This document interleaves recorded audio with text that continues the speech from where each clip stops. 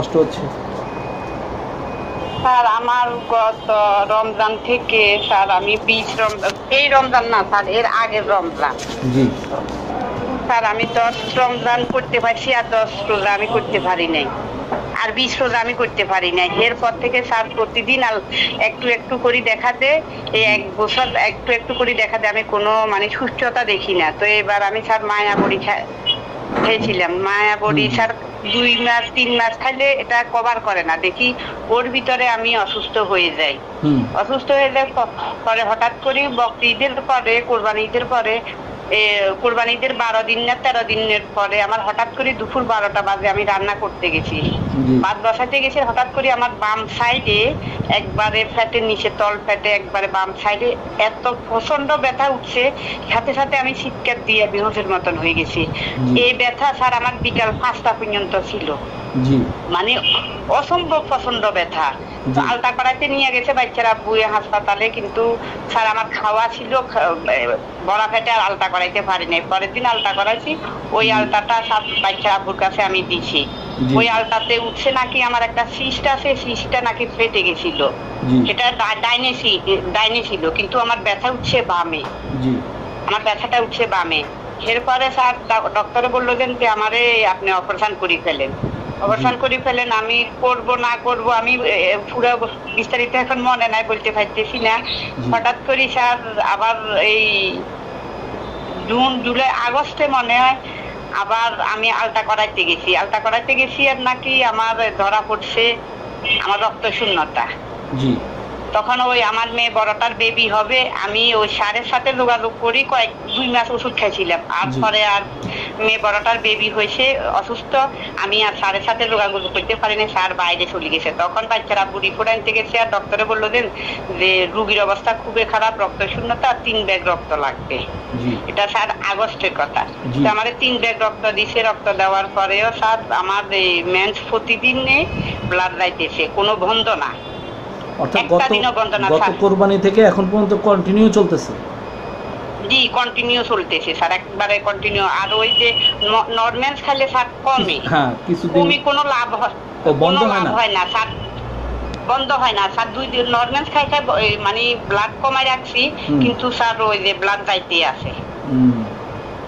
তো স্যারে বললো যে আমারে আপনার নরমেন্স না খাই আপনি দেখেন স্যার ব্লাড বন্ধ হয় নাকি, কমে নাকি। ওই আপনার নরমেন্স না খেলে ব্লাড বন্ধ হয় না। তবে গত সপ্তাহ, যে 2 সপ্তাহ নরমেন্স না খাওয়াতে এই ব্লাড গুলা স্যার চলে গেছে। আমি স্যারের সাথে বলছি যে বুঝছেন, স্যার এবারে বললো যে আমারে কালকে রাত্রে আপনি নরমেন্স খান। কালকে রাত্রে 3টা নরমেন্স একাত্রে খাই ফেলছি স্যার, দেখি যে আমার অবস্থা বেশি খারাপ, আমি আর ব্লাড ধরে রাখতে পারতেছি না।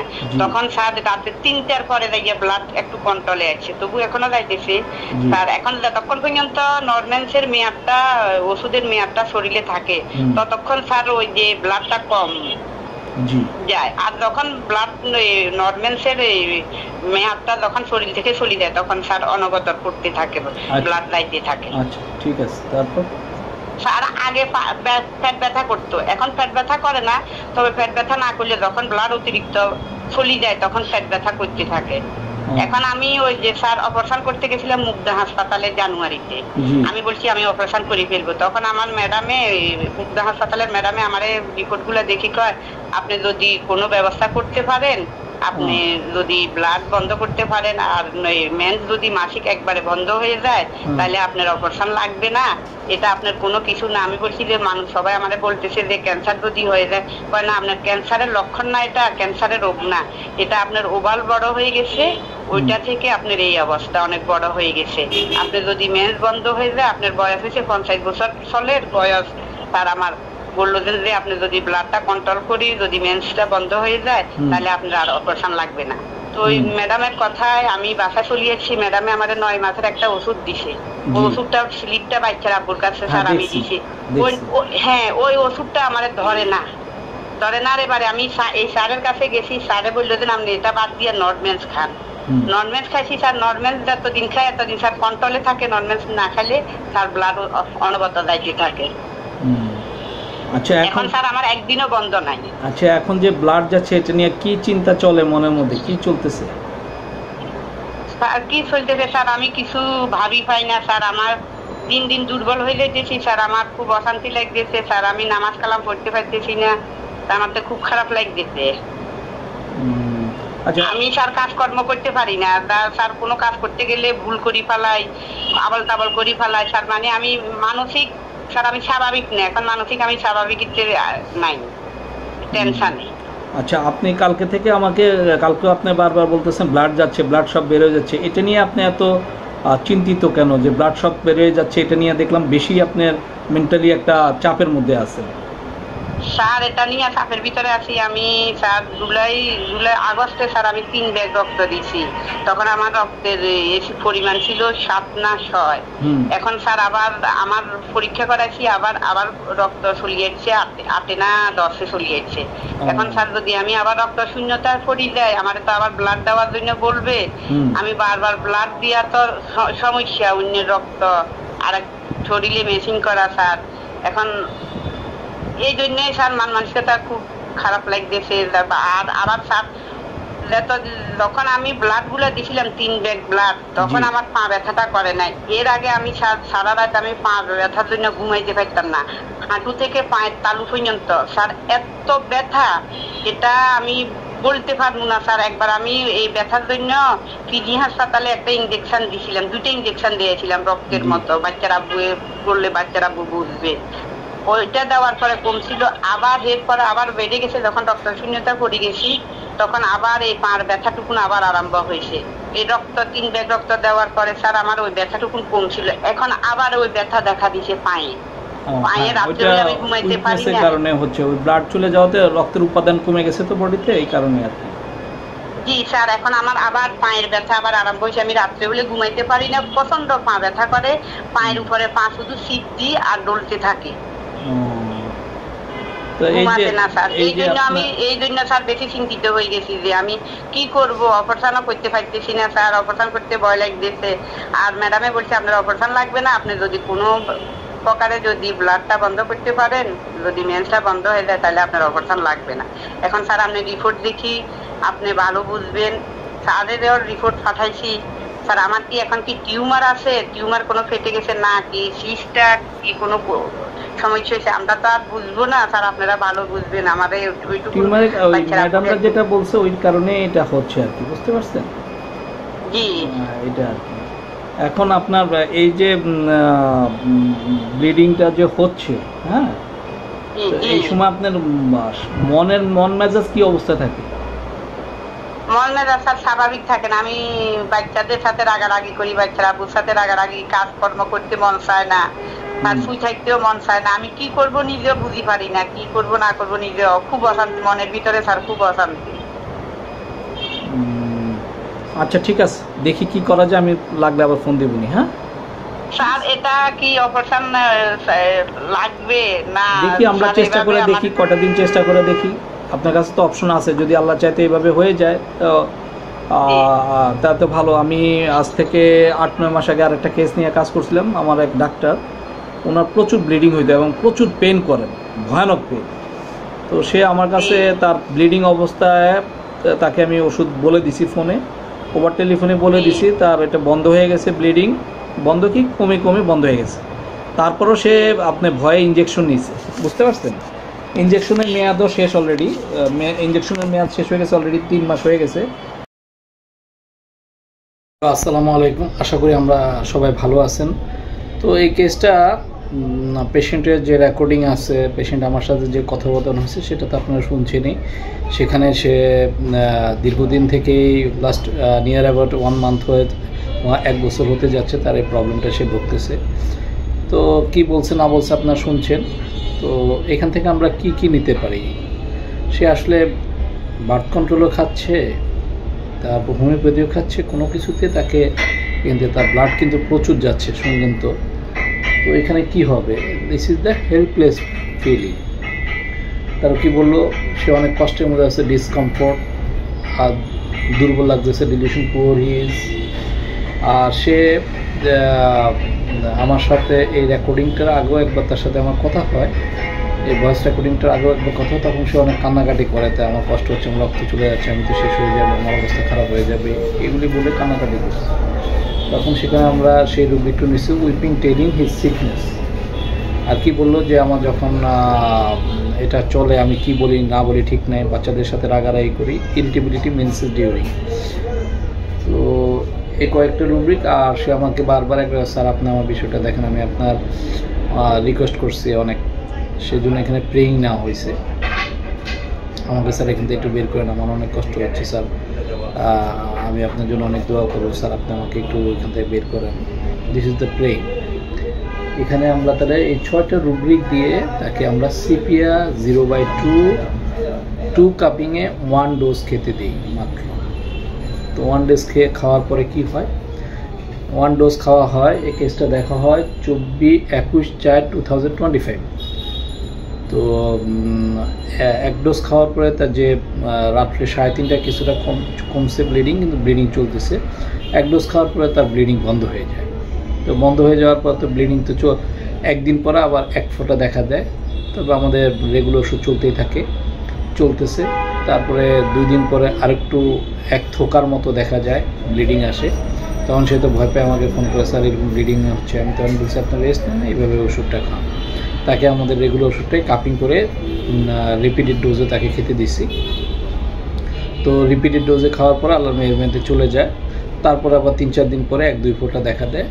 সেটা ফোঁটা আকার না, গায়ের সাথে একটু বেরোছে, চামড়ার সাথে লেগে গেছে, এরকম আর কি। এভাবে চলতেছে তার। তো এভাবে চলতেছে। এর মধ্যে তার বাড়িতে যাওয়া দরকার, সে বাড়িতে গেছে।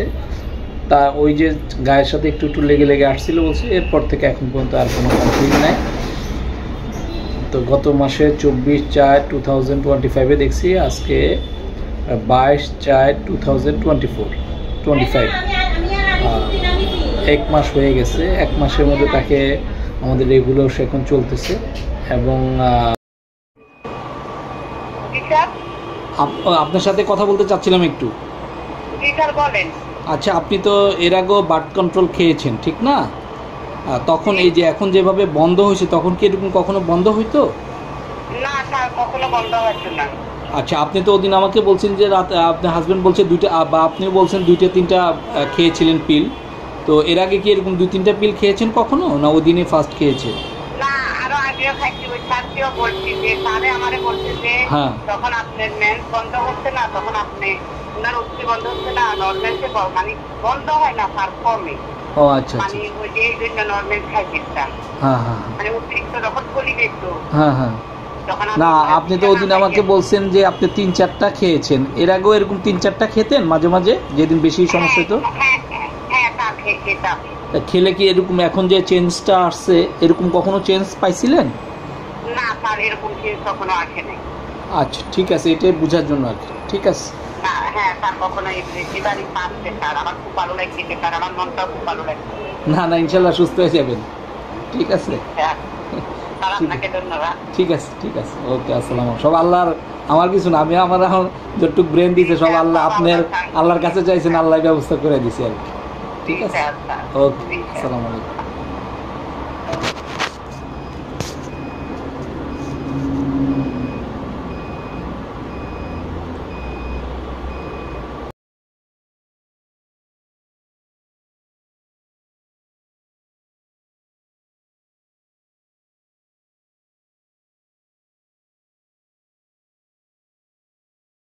কিছু পরিবর্তন পাইছেন কিনা? স্যার বুঝতে পারতেছি না স্যার, এখনো আমার ও আগের মতোই ঘাম। ও আচ্ছা, পরিবর্তন পান নাই তাহলে? জি না, এখন স্যার আমার এই কিনা কয় বাচ্চার আব্বু অনেক ঠান্ডার ওষুধ ডাক্তারের বলি, অনেক ঠান্ডার ওষুধ আমি দিচ্ছি, আমি ডাক্তারও দেখাইছি, হাসপাতালে স্যার অনেক ওষুধ দিছিল, কিন্তু কাশির আপনার 6টা আমি সিরাপ খাই ফেলছি, বিভিন্ন মানে শুকনা কাশির। ছেলেও ডাক্তারি করতেছে, তো ছেলেও বলি আইনা দিছে, কিন্তু স্যার কোনো প্রকারে আমার কাশি ভালো হচ্ছে না। আমার গলায় স্যার কফ এগুলা নামেও না, উঠেও না। আগে স্যার এগুলা ঘাড়ো হলুদ কফ বাইরেছে, এগুলা এখন বাইরে না, এখন শিনের মতন এগুলা স্যার আমার গলায় নামেও না, উঠেও না।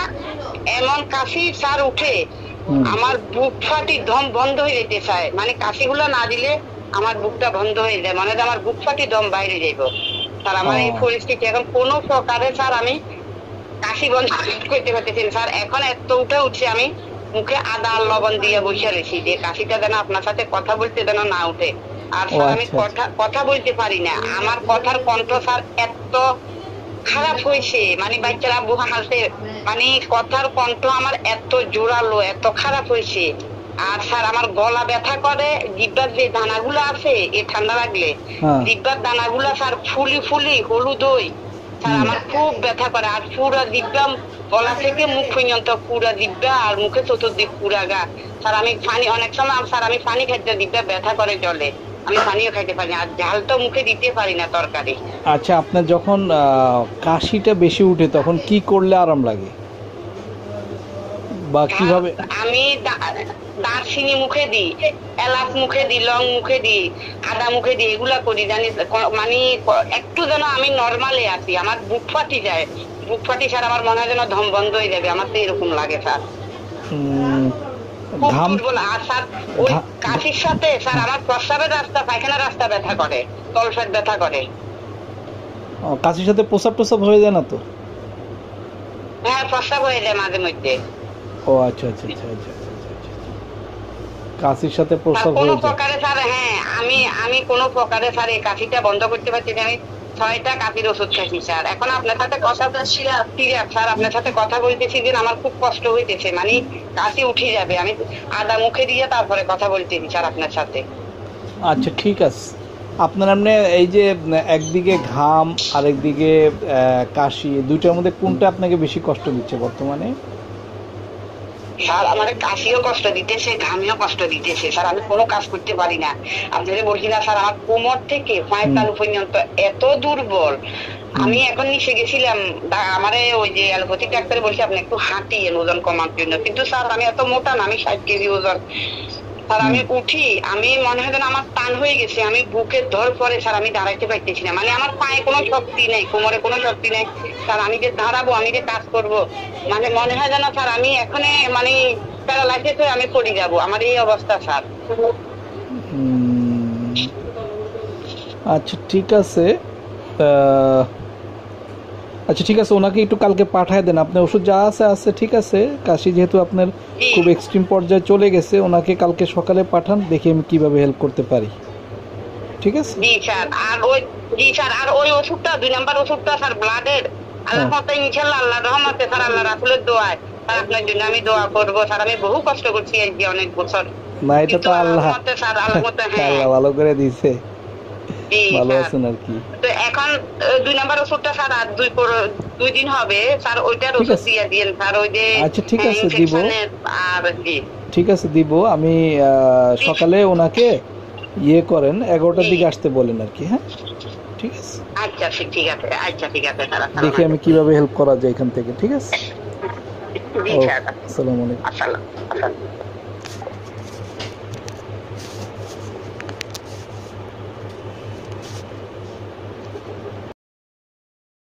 এর মধ্যে তার আরও কিছু কমপ্লেন নিয়ে কথা বলে, সেগুলি ভয়েসগুলি আমরা দেখছি এবং সেগুলির জন্য আমাদের চিকিৎসা চলমান। সেগুলি আমরা আরও পরে আপনাদের সাথে টাইম টু টাইম কেসটা শেয়ার করব। তো 1 মাসের মধ্যে যে ব্লিডিং বন্ধ হয়েছে, এখন পর্যন্ত আর ব্লিডিং হচ্ছে না। এখন তার কাশ, তার আরও বিভিন্ন সমস্যার জন্য ওষুধ চাইছে, সেগুলি আমরা ওষুধ দিয়েছি। দেখা যাক কী হয়, সেগুলি আপনাদের সাথে টাইম টু টাইম শেয়ার করব। আসলে প্রতিটা কেস, এই ধরনের কেস হোমিওপ্যাথিতে এটা কিন্তু পুলিশের কেস এবং পুলিশ হসপিটালের কেস। তো আমরা যদি এইসব জায়গায় কাজ করতে পারি তাহলে আমাদের সোসাইটিতে আমাদের গ্রহণযোগ্যতা আসবে। এরকম একটা জটিল কেস যদি উইদিন 24 আওয়ার্সের চেয়ে কম সময় যদি দাঁড়া করাইতে পারি, তাহলে সোসাইটিতে আমাদের অনেক নির্ভরযোগ্যতা বাড়বে, আমাদের গ্রহণযোগ্যতা বাড়বে। তাই আমাদের যারা আছেন এই প্রফেশনে সবাই নিজেকে যে সিস্টেমে আছে নিজেকে ডেভেলপ করার চেষ্টা করেন, হোমিওপ্যাথি ফিলোসফি অর্গাননকে বোঝার চেষ্টা করেন, তাহলে আপনার কেস স্কেল কমে যাবে। হয়তো একবার মেডিসিন সিলেকশন সঠিক না হতে পারে, সেকেন্ড টাইম হয়ে যাবে, কিন্তু ফিলোসফি না জানলে কেস নষ্ট হয়ে যাবে। আমার এই কেসটাতে ফিলোসফি কি সেটা বলে দিচ্ছি। আমার এই কেসটাতে ফিলোসফিটা হলো যে দেখেন, আমি মেডিসিন সিলেকশন করছি, কিন্তু আমি তাকে কিন্তু অনলি 1 ডোজ দিয়েই আমি আপনার মেডিসিনটাকে বন্ধ করে আমাদের রেগুলার ওষুধকে চালু করছি এবং কাপিং করি। এখানে কেন কাপিং করা হলো? কাপিং এই কারণে করা হলো, তাকে তার ওষুধ যদি কোনো কারণে তার অ্যাগ্রাভেশন করে বসে, যাতে সেটা অ্যাগ্রাভেশন হলো কম সময়ের জন্য হয়ে ছেড়ে দেয়। আর কাপিং করা হয়েছে, ওষুধের পাওয়ারটা তো অনেক বেশি, 0-2 যেহেতু, সেই কারণেই 2 কাপিং করা হয়েছে। আর রিপিট ডোজ দেওয়া ওখানে অ্যাগ্রাভেশনের চিন্তা করে আর কি, যেহেতু তার ব্লিডিং হচ্ছে। এখন আনফর্চুনেটলি রিপিটেড ডোজ যদি দেওয়া হয় তখন তার ব্লিডিং বেড়ে যাবে, বেড়ে গেলে পেশেন্ট তো ধরে রাখতে পারে না, পেশেন্ট হসপিটাল ভর্তি হতে হবে। তো এইগুলি থেকে পেশেন্টকে সেভ করার জন্যই আমরা এই পদ্ধতিতে ওষুধটা দেওয়া হচ্ছে। সবাইকে ধন্যবাদ। আসসালামু আলাইকুম।